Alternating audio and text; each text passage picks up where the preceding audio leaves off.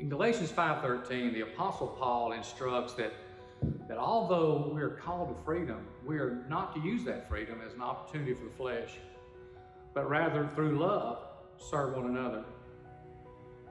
Well, I've got to confess that I'm a bit perplexed as to how our culture got to this place in which so many people, including Christians, are so offended by so many things so much of the time. And we have come to believe that that offense gives license for us to spew hurtful, condescending remarks toward anyone who has the audacity to have a different opinion.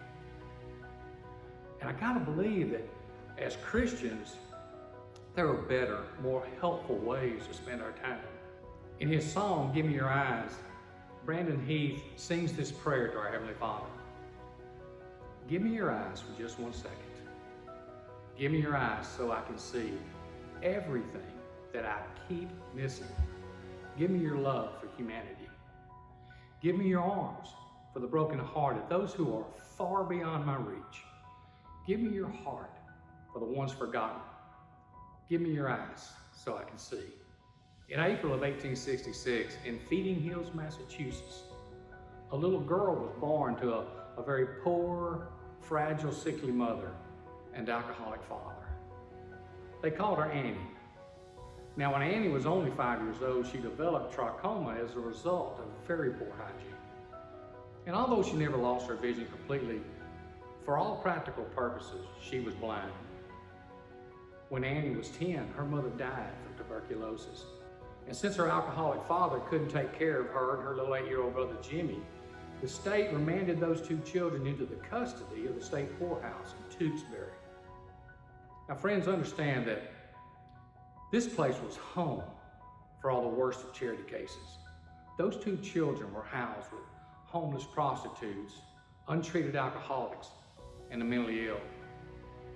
Before the year was up, Jimmy would die from a tubercular hip, and Jimmy's death proved to be the final straw in Annie's mental health.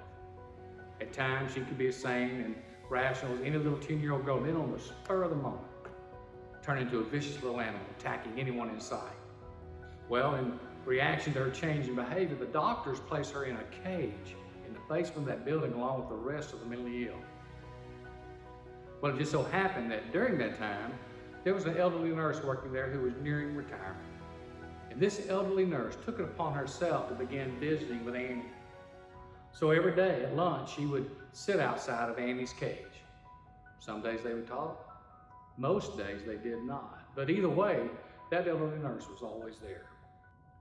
Well, one day this nurse took it upon herself to bring Annie a plate of brownies, and she slid them under the door to Annie's cage. She wouldn't even touch them. But the next day when that nurse returned, those brownies were gone. And so from that day forward, she made it a point to bring Annie brownies at least once a week. Well, over the course of the next several weeks, Annie made remarkable improvement in her behavior. So much so that the doctors returned her to the main population of the house. When Annie was 14, the director of the Perkins Institute for the Blind in Boston toured the facility in which Annie was housed. She begged him to allow her to come to Perkins. And for some reason, he agreed. And so Annie was moved to Boston on a full scholarship.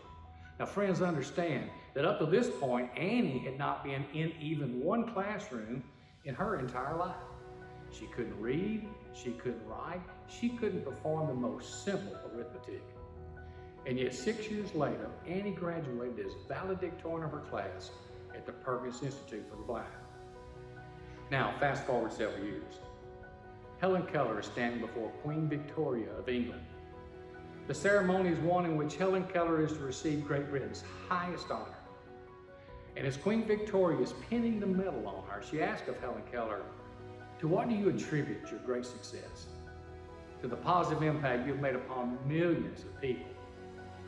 And Helen Keller replied, "If it were not for Anne Sullivan, our little Annie, no one today would even know who Helen Keller is." Oh, the difference one person can make who says, "Not on my watch will anyone within my reach, within the sound of my voice, not feel my touch or hear my words of encouragement." all the difference one person can make that says, I refuse to treat people differently just because they're different. Well, Helen Keller gave Ann Sullivan full credit for all that Helen Keller had become. But I submit to you that it goes back farther than that. You see, I think it begins with an elderly nurse whose name we don't even know, who felt like the time that could have been spent eating lunch with the doctors and administration staff of that institute would be better served sitting outside the cage of a 10-year-old mentally deranged little girl who more times than not didn't even acknowledge her presence. Imagine with me a world in which the vast majority of people, Christian people, woke up every morning and prayed this prayer. Lord, give me your eyes for just 1 second. Give me your eyes so I can see everything that I keep missing. Give me your love for humanity. Give me your arms for the brokenhearted, those who are far beyond my reach. Give me your heart for the ones forgotten. Give me your eyes so I can see. Look down through a broken sky, traced out by the city lights, my world from a mile high, best seat in the house tonight.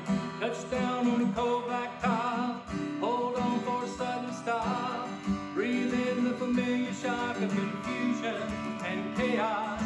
All those people going somewhere, why have I never cared?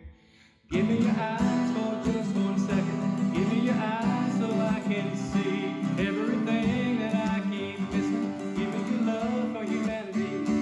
Give me your arms for the broken-hearted, those who are far beyond my reach.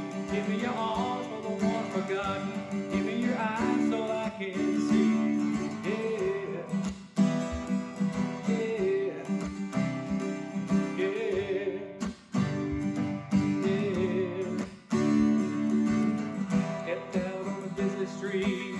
Saw a girl in her eyes beat, tries her best to smile at me, to hide what's underneath.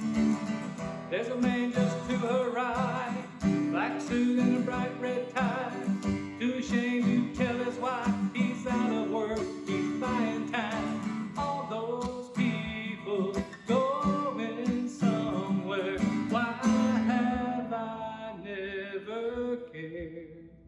Give me your eyes for just 1 second.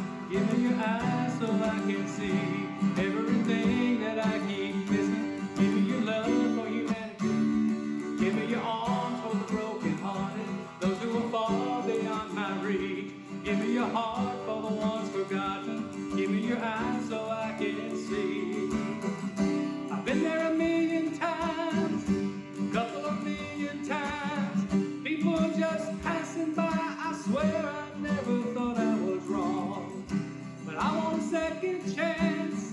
Lord, give me a second chance to see the way you've seen your people all along. Give me your eyes for just 1 second. Give me your eyes so I can see everything that I keep missing. Give me your love for humanity. Give me your arms for the broken-hearted, those who are far